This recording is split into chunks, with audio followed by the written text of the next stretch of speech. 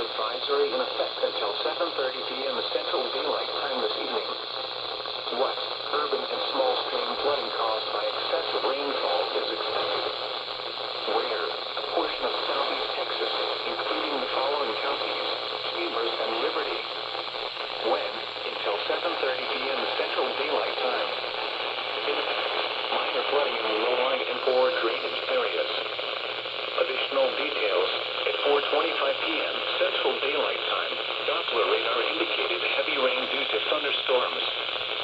This will cause urban and small stream flooding. Between 2 and 4 inches of rain have fallen. Additional rainfall amounts of 1 to 2 inches are expected over the area. This additional rain will result in minor flooding. Some locations that will experience flooding include Mont Belvieu, Old River Winfrey, Cove, Nivers, Cancamer, and Wallersville.